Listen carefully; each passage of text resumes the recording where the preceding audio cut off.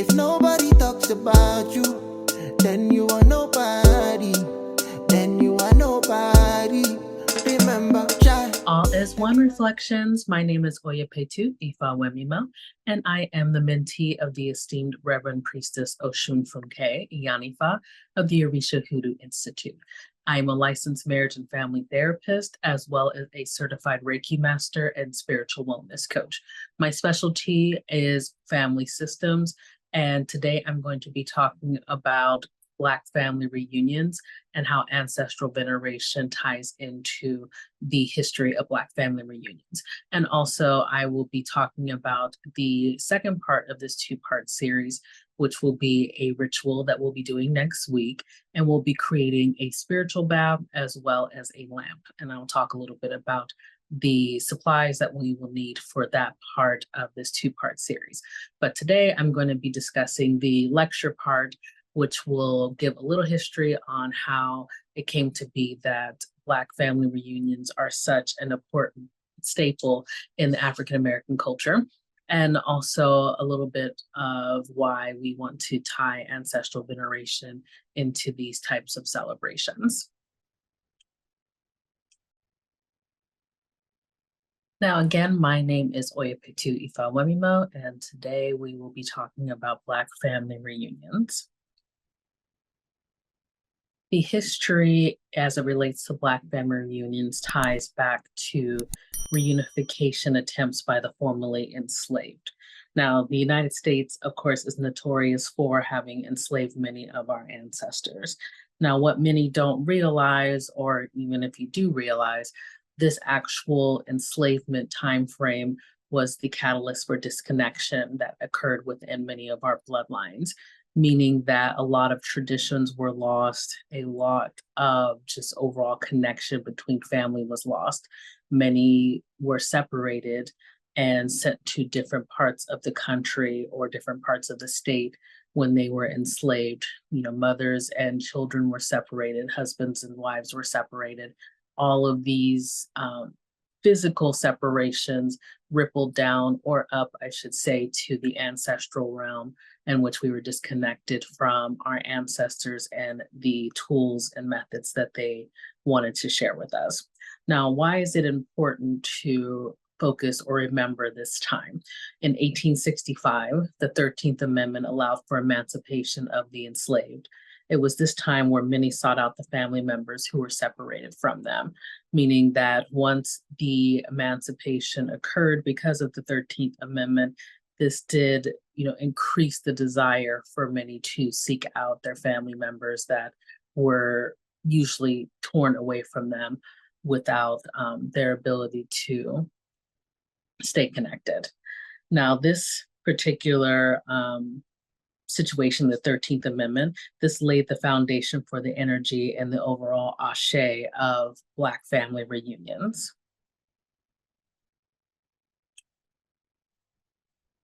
Now, there were some barriers to reconnecting with other family members. Reunification attempts were met with the barriers such as many people discovering or being forced into the new form of slavery, which was incarceration. Former plantations were now converting converting old plantations to prisons, and the occupants were being arrested on any kind of frivolous basis. Another barrier that arose was the lack of identity records for many of the formerly enslaved. Like many of our ancestors were not able to have legal marriages. There was also not a lot of documentation legally as it pertains to the birth of their children and grandchildren. So not having many of these marriage records, if any at all, not having birth records, not having identifying documents, all of this made it difficult to find family members that were separated from us. Now, what this did incite was the opportunity to use things like newspaper ads to try to locate family. There were actual opportunities for people to place an ad describing, who they are, where they were when they were enslaved, all of such to try to connect to family. Now, one of the most famous books and movies about enslavement is Alex Haley's Roots series. In 1976, this series sparked a huge interest in Black families searching for long lost family members. Using search methods such as family Bibles, blood tests, and slavery archives, many were able to reunite with family after having been separated for many years. This also opened reconnection to family traditions such as ancestral veneration. Now, what is the importance of ancestral veneration? One is to honor your ancestors. Veneration is all about honor. You give thanks and respect to those who have come before you. Another important reason of ancestral veneration is to make deposits into your ancestral treasury. Your ancestral treasury is part of where your ancestral blessings reside. You need to make both deposits and withdrawals, and veneration can be used for both. Veneration also connects you to your traditions. Everyone has family traditions that are written within their bloodlines. So connecting to your ancestors through veneration is always a goal.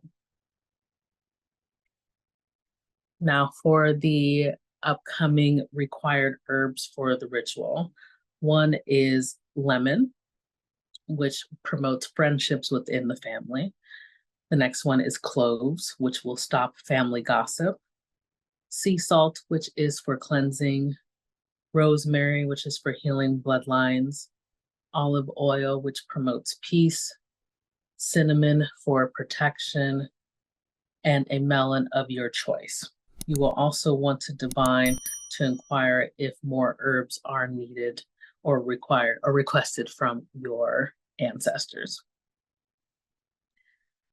Now, the family reunion ancestral tool. During this ritual, we will be creating both a spiritual bath and a lamp. And the lamp will be using that particular melon that you have chosen. And the Orisa essentially that we're working with will be your Egungun. Your Egungun are your honorable and elevated ancestors.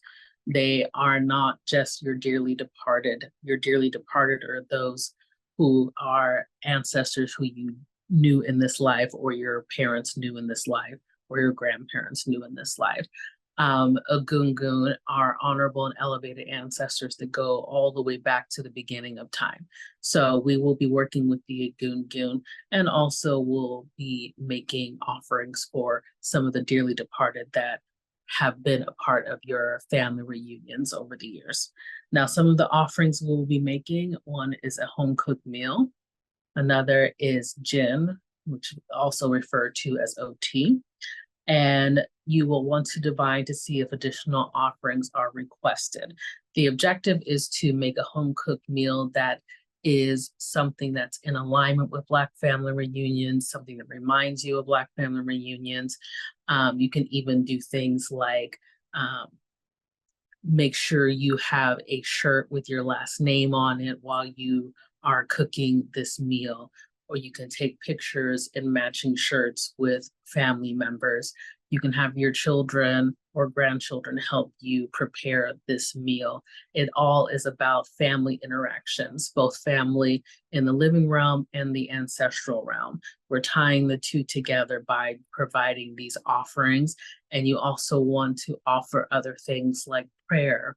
You want to make a specific prayer about connecting to your bloodline. You also want to do things like dance or sing or create some kind of picture collage. There's lots of things that you can do that will help connect you to your ancestors and your Egungun. So this will be a perfect time to divine and figure out what it is that they are wanting for you to add to this ancestral tool creation. So again, we'll be making a spiritual bath and we'll be making a lamp, but I do want you to divine on the offerings in addition to the home cooked meal and gin that you would like to, that your ancestors would like you to do. For example, I have many dearly departed and elevated ancestors that go back through Texas and Louisiana. And, you know, sometimes dancing to Cowboy Carter is a requirement as part of some of the offerings that they like. So it can always be something just other than food. Offerings and veneration come in many different forms. So the whole objective is for you to be doing divinations and to be communicating with your honorable elevated ancestors and some of your dearly departed. Now, please know that family reunions or working with family can be especially triggering for some. In some families, there are abusers that have abused family members. And so having to maybe see them at a family reunion can be triggering. Maybe some of these abusers have passed away and you're concerned about having to work with an ancestor who abused you while they were alive. Just know that you don't have to work with a dearly departed ancestor that you don't feel comfortable working with. That's totally fine. Dearly departed are not elevated ancestors. They're still kind of new to the ancestral realm. And so who we always try to start with is the Agungun. Your Agungun are usually not ancestors that you knew in your life. And so you want to work with them first and foremost, and then you can definitely work with some dearly departed that you did have a good relationship with while they were alive. You can start there. And that is something, but again, I want you to make sure to divine on additional offerings and also additional possible herbs that may be needed for your bath and your lamp that was not included. Now, if you have any questions, feel free to reach out to me, and you can reach me in Discord. You can reach me on Facebook. If you do have any questions, feel free to ask. You can also ask in the YouTube chat, and I will be responding and checking in accordingly, so I can always get back to you about this. Now, connect with us. You can visit orishahoodoo.com. That is the website for Orisha Hoodoo Institute by Priestess Oshun Funke. You can also follow Orisha Hoodoo Institute at youtube.com/Priestess Oshun Funke. You can also join our Facebook at the Orisha Hoodoo Institute, which is Witchcraft for Black Americans. You can follow me on YouTube at Oya Petu. You can follow me on Instagram at Oya Petu. You can follow me on Facebook at Oya Petu Ifa Wemima. And you can also leave love offerings, and they can be sent to my Cash App at $Oya Petu. Thank you so much, and I look forward to seeing you all next week at our live ritual. Again, spend this next week divining, figuring out what it is that your ancestors would like for their offerings, as well as any additional herbs or modifications that need to be made to your spiritual bath and to the lamp that we will be making. Thank you, and have a good one.